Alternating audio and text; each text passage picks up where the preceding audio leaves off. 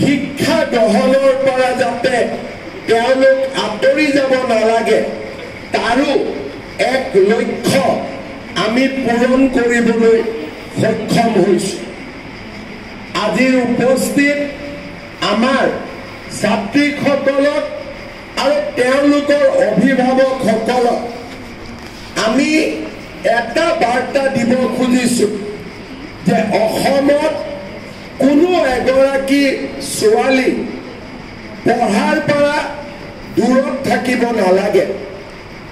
আপোনালোকে জানি ভাল পাব যে আজি আমি এটা বছৰৰ ভিতৰত ৰাজ্যৰ লাখ লাখ ছাত্ৰীৰ মাজত এটা আত্মবিশ্বাস আৰু নিজৰ ভৰিৰ ওপৰত নিজে থিয় হৈ আকাশ চোৱাৰ সপোন দেখা এচাম আমি নতুন অসমৰ সেনানী নিৰ্মাণ কৰিবলৈ সক্ষম হৈছোঁ।